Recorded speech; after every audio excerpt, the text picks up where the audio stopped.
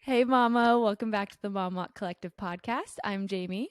And I'm Ari, and we are two moms just trying to navigate through motherhood. But tonight we are three. Whoop, whoop. We are so excited to have an ambassador back with us. These are the moms that are really carrying this movement all across the world. And tonight we have a very special guest. She's from Rancho Cucamonga, California.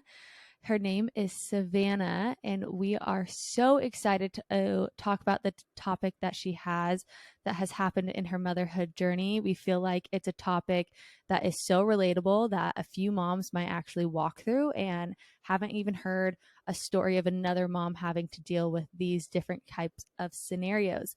So, Sav, before we get into everything, can you say hello and tell us a little bit about you? Hello, thank you for having me on. I'm so excited. So a little bit about me. I have a 1-year-old daughter. She is so fun right now, and I still can't believe I have a 1-year-old. It's so weird saying. Um, I am married to my high school sweetheart, actually. Aww. So I like made him play hard to get or I played hard to get for like 6 months and finally gave in. And now we've been together for 10 years, married for 2, so super crazy. So I good. went to Fit On, the fashion school, and I work in the fashion industry. I'm a buyer. So, yeah, it's So She's so cool. fun. She's so Yeah, cool. If you she's a guys haven't buyer. seen her, she's just so cool. I feel like it And she, sounds cooler than it really is, but thanks, guys. well, a lot of people aspire to become a buyer in their Yeah. career. I briefly worked at Nordstrom, and I remember like Nordstrom hires from within, and so people want to be the buyers that are Hmm. like the salespeople. I can Anyways, just I could just imagine. I know, sorry. I have to like the fact that you just threw that out. Back in the day, Nordstrom. Wink wink. I can just Ari would be the best person to meet at Nordstrom. I just love that. Sorry, I had to comment on that fact. I mean, I love shopping, so it was really fun when I had a customer that was like down to go through the whole store. I'm like, let's go. Let's Yeah. go on an adventure. But let's go on an adventure with you and your breastfeeding journey tonight. And so, what we found out was that Rue, your daughter, had a dairy allergy, right? Hmm. So, Yeah. how did that affect your whole breastfeeding journey? And how did you, like, I'm sure you were trying to breastfeed and then maybe just noticed something was wrong. What did that play out as? Yeah, so I didn't know this prior to, but I guess at 6 weeks is when a baby can show an allergy to dairy. So right at 6 weeks, she like broke out in a rash all over her face, and it was like swollen eyes, like super random, looked like what is wrong with my child? She like woke up with it one day.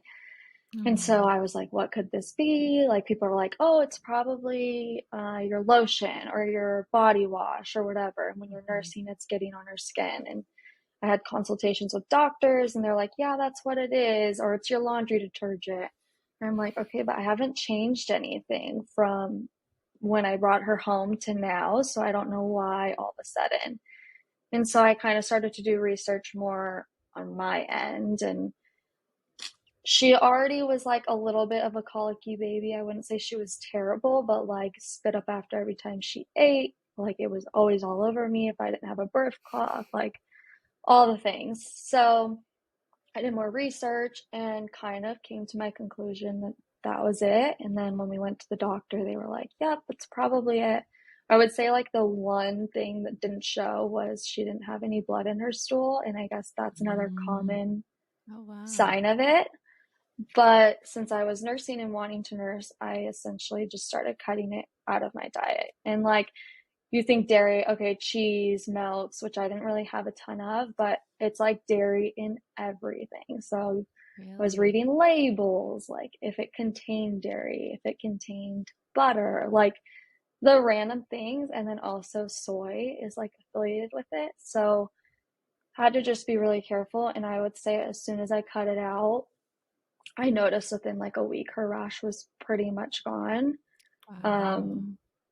But another interesting thing is it takes like 2 weeks to get out of the mom's bloodstream and then another 4 weeks to get out of the baby's. So people would be like, Whoa.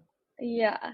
So people would be like, oh, just have a piece of pizza and then just pump and dump like alcohol. And I'm like, well, it doesn't work like that.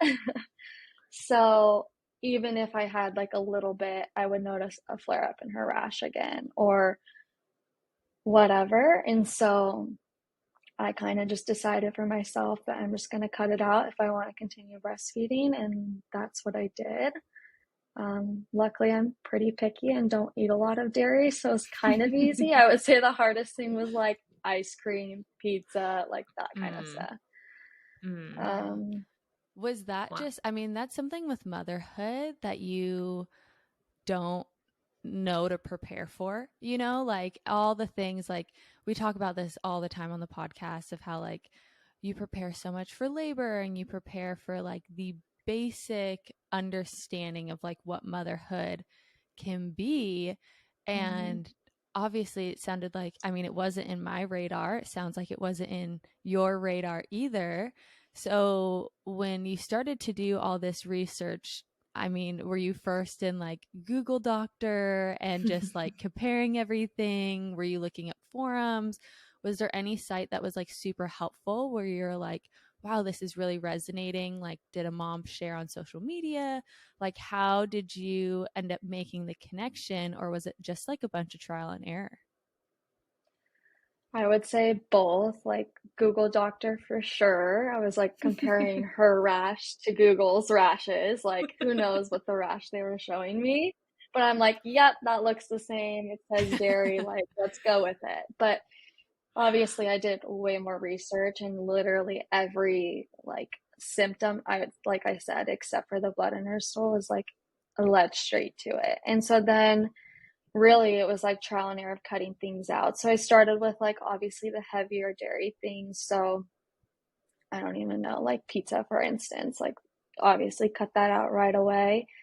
And I noticed a difference. She wasn't spitting up like nearly as much. You'd be like here and there. So it was more than just the rash. And like I could tell she was happier. Her stomach wasn't as upset. She's been a pretty easy baby. So I wouldn't say like, I know that there's moms that have colicky babies and it's a completely different story, but I could just tell there was times where she was uncomfortable. And so once I started really cutting it out and then I would accidentally have it like a few months down the road, I could tell right away that she was like not having it and not comfortable. So yeah, I would say both. Combination of.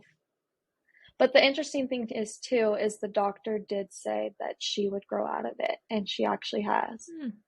So there is hope for you, Wow. Mama. Yes. So they Wow. said, Okay, so when like how did you know that she grew out of it? Did you start slowly reintroducing it into your diet, or was it like an accident and then all of a sudden you were like, oh, she didn't have a reaction? so it was more when she started eating solids. I wanted to introduce it to her that way. So that way, if she was having a reaction, I wouldn't be contributing to that as well if I was eating it because it does stay in my bloodstream for so long. So I started with, again, like smaller things that contain dairy for her. And then I added in like yogurt and tested that right away. And she didn't really have a reaction to it. And the doctor had said around 6 months they can grow out of it. Wow. So now, go ahead. Oh no, I was just gonna say, like, she's ahead of the trend because, you know, all those people are like, oh, I'm dairy free, like, can't have it, milk alternatives, you know, I'm an oat milk girl. I mean, I'm not an oat milk girl. I use like milk, whole milk, and like raw milk Yeah. and stuff. But, you know, like every place you go, people are like, is this an allergy or is it a preference? You know, and it's almost like they have like this superiority of like, it's an allergy. Yeah. Even though, like, you guys, you totally know what I'm talking Yes. about, though. I do. As horrible as that is, like, I can't imagine like people who actually are, have these severe dairy allergies where it makes them sick and sick for days and all of that. And it's just amazing to hear that she won't have to deal with that. Like, that is Yeah, crazy that she was able to grow out of it so young. I You know. guys, I just have to jump in here because I may regret saying this, but honestly, when we said like dairy allergy at the beginning of this, I thought like you were gonna have to supplement like your milk with, because she was allergic to your milk, not necessarily because she was allergic to the dairy that you were eating. It's the end of the night when we record these, so sometimes I'm not. Things aren't clicking. Which, though, I do know a mom who never, and this is why I was super excited to talk about this, because I know a mom who was never able to figure out what her child was allergic to. And she did everything. She's like, okay, maybe she tried the big things similar to you, Savannah, where she's like, I'm going to cut out milk. I'm going to cut out nuts. I'm going to cut out garlic. I'm going to cut out. And she was like trying all these things for like months and months and months, to the point where when she was taking her kid in for her wellness checks, their kid like was severely losing weight, like to the point where the doctor was like, sorry, like we are getting you like this super special formula that's like completely allergen free of every type of allergy. And that was a huge grieving process for her. So Ari, you're not too far off. There are some moms that have that. Yeah, Praise God, Thank it's you. not Savannah. I Yes, know. yes. Yeah, I'm thankful I could figure it out. Okay, so what was some of the hardest foods for you to cut out? You said ice cream. That was hard.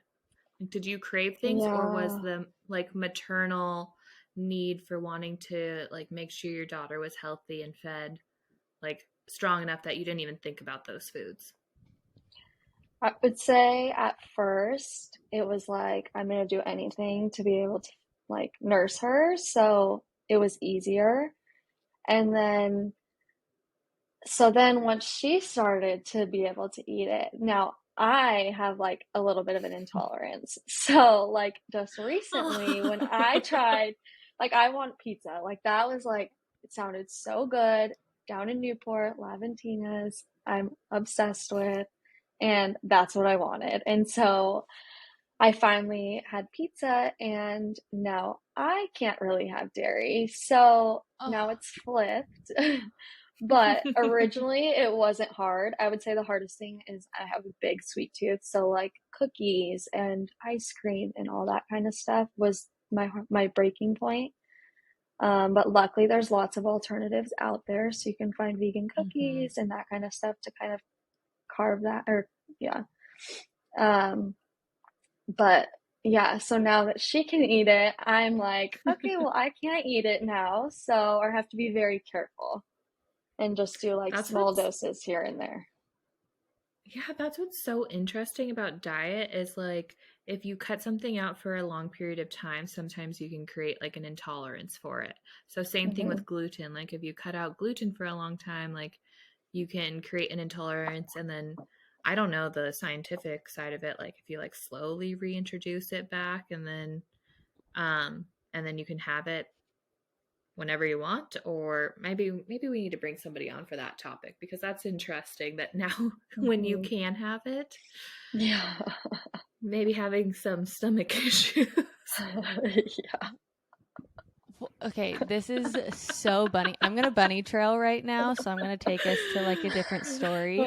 You can bunny But trail us after we were talking about stomach issues. well, no, it has to do with that. So sorry, it's a bunny trail.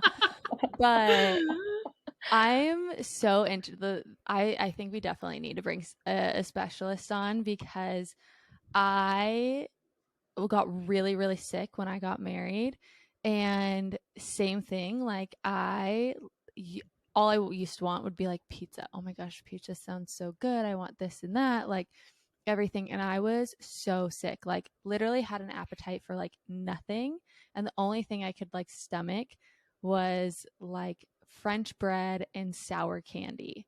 And got so sick. And even to like the French bread would make me feel like super nauseous. Like the second I put it in my mouth, I would instantly feel like I'd have to throw up, like all this stuff. Sorry, this is Bunny Trail story. But I went to all these doctors, and they're like, oh my gosh, maybe you have like late diagnosed celiac disease and like all this type of stuff, and you now have this intolerant, and you have to go gluten free, and you have to go dairy free. And I just had to accept it.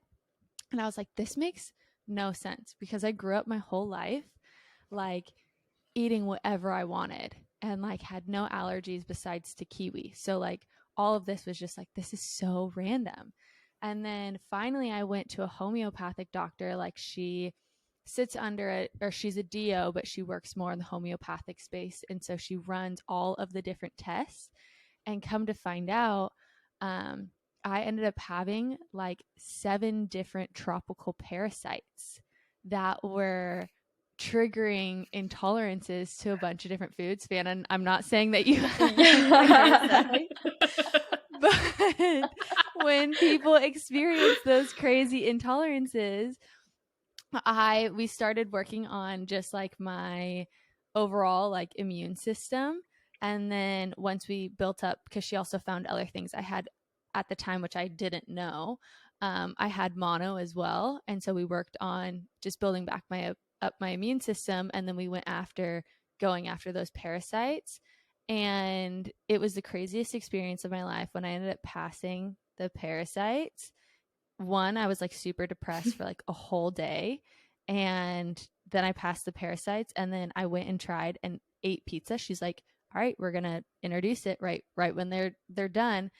Everything was totally fine. And I had no issues. Like it was really, really crazy. So I think we need to bring in a specialist. I want details. What was passing a parasite like? Yeah. Literally, it's like, that's like the TMI stuff where it's like, just say it. Oh, you see it came out. Like I saw them in the bowl. Like you pooped a worm. Multiple. Which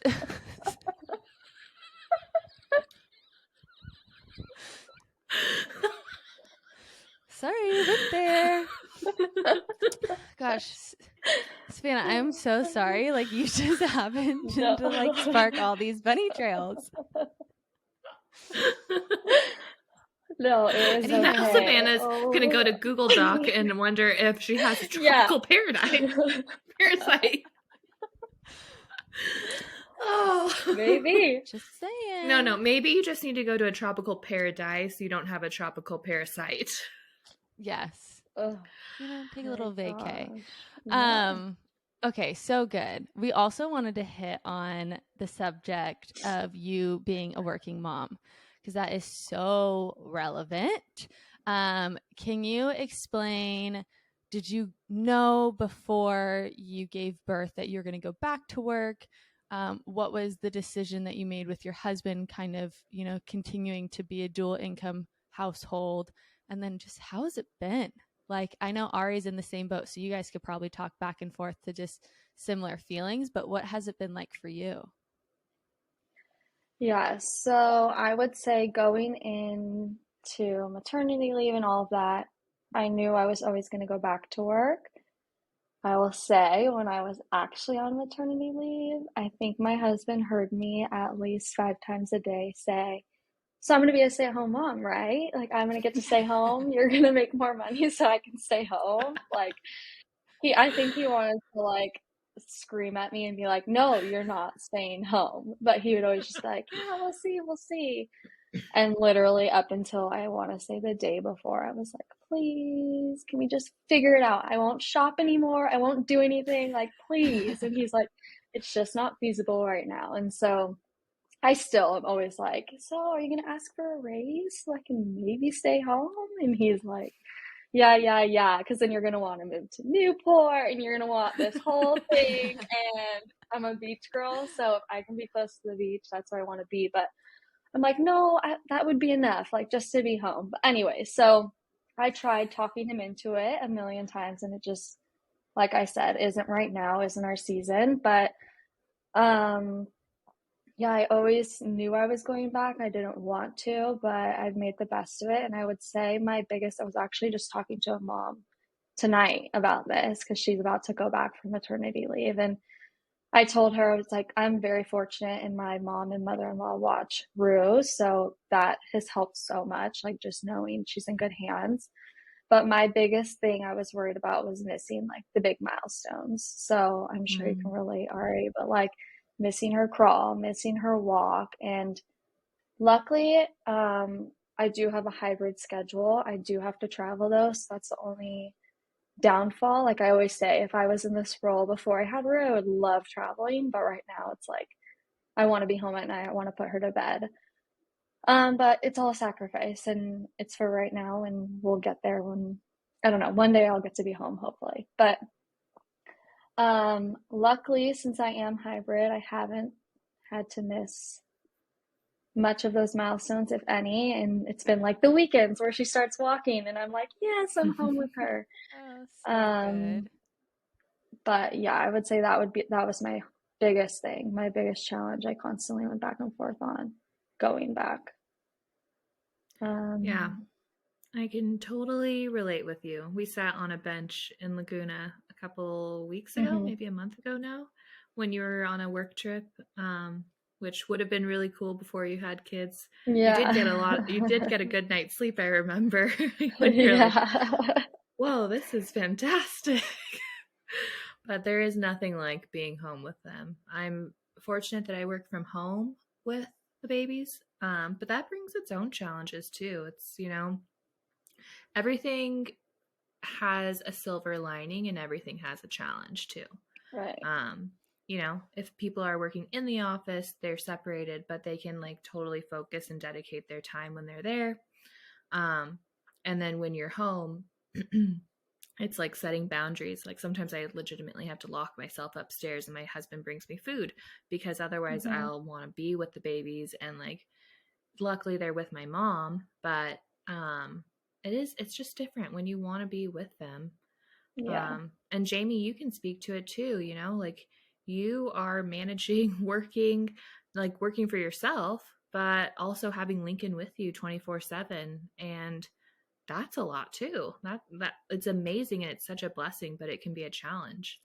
Mhm. Yeah, it's so interesting hearing other moms just their journey of it, of like having a job that's from home, having a job that travels, having a job that goes into the office. I think my mom actually said something to me the other day. Um, for those who have never listened before, I am no longer with my ex husband. And so I live at my mom's and I work to provide for myself and Lincoln on top of doing the Mom Walk Collective.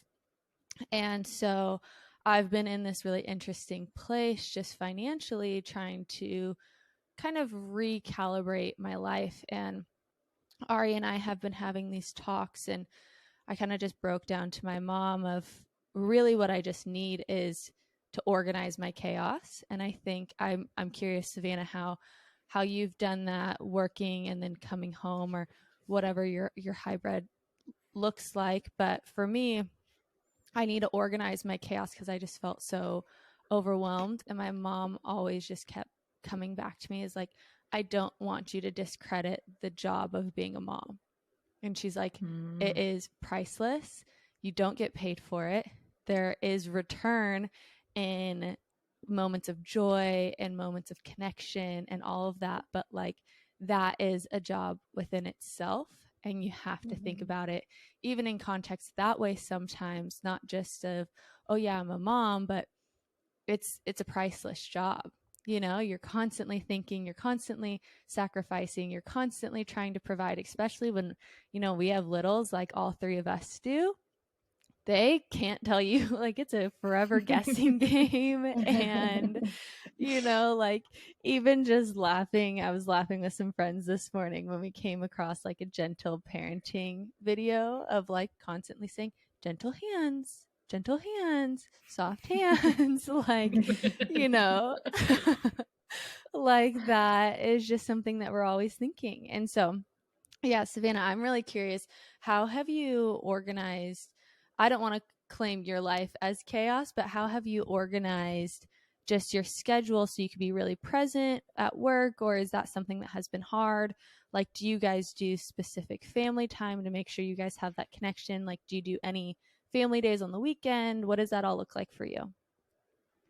Yeah, so I would say I prioritize the weekends a lot now. I always did, but I feel like especially my time with Rue, like I'm always like, okay, what can we do? What can I do to make it special for her and like make that time special? Mm. Also, I'm really trying, which is hard because I used to come home and especially when I'm commuting that day, like deconnect by just scrolling through Instagram or TikTok. Like that was kind of my thing, and now I want to be more intentional with her. So more so like just setting my phone down, and then when she's in bed, then that's when I can kind of decompress. But I like saw this kind of like a little bit of a tangent, but I saw this video, and it was like an interview of all these little 7-year-olds, and they were asking like about their parents and like, oh, like how do you feel your parents feel about you, blah blah blah. And a lot of them were like their phones are more important, or like I am asking them to show them something and they're always on their phone. And that like really got me. Like she's so little, but I don't want, and it goes so fast. Like you guys know, like how Mhm. did a year fly by? I don't know. I feel like I literally just had her. But like flash forward 5 years from now, I'm gonna think the same thing or think it's even gone faster. And I don't want to miss these moments because I'm so consumed. So really like prioritizing when I'm home, and I'm like after 5, I try and shut down. Like I shut off my work phone, I shut off my laptop, and that's my time to be with my family and with Rue and kind of do her thing. And if I have to jump back on when she's in bed and work, then I do that. I try not to, but yeah. So kind of, I mean, it's still chaotic. There's still days where I fall short and I come home and I'm scrolling through Instagram or TikTok, but I'm just trying to be really more intentional with that because I know that these years are going to flash and I'm going to be like, oh my gosh, what was I doing? You know? Yeah. So kind of Yeah. just that. And then really quick, I do want to piggyback off what you were saying, Jamie, about like how important motherhood is. I came across this video and it said, I have it written down because I needed a reminder. And it says, and then she realized she was replaceable in every area of her life except her home. So she invested her time, her energy, and her heart wisely. And I was like, that, Mm. like when I saw that, I was like, that is so good because it's true. Like I could Mhm. leave my job tomorrow and they can replace me and never think back. But if I were to leave my house, like, it's like it would not be the same. So, Mm. I have chills. Yeah. Seriously. Like mic drop, podcast over. It's so good. Um, Ari, do you have any other thoughts, or Savannah, is there anything else that you want to share or share about your journey in motherhood? I think so. I love Mm. being a mom. I think that's like my biggest thing. I was like that 7-year-old girl where like, what do you want to be when you grow up? And I would always be like, I don't want to go to college. I just want to be a mom. So, like living out that Oh. childhood dream, I think like this is like my favorite part of life so far. I mean, I loved getting married and meeting my husband and all of the things, but like this is like I feel like my prime, you know? So, Yeah, You are such an incredible mom, and Rue she is oh. the is. sweetest little girl. I want Mm-hmm. her to hang out with Harley because I just feel like they're like just so like petite and tender, and then I have Graham and he's like ha ha ha ha smelling things.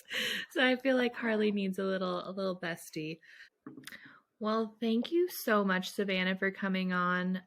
We really appreciate you. We know the moms in Rancho Cucamonga are so impacted by you. We love watching your recap videos or the videos hyping up the moms for your walks coming up.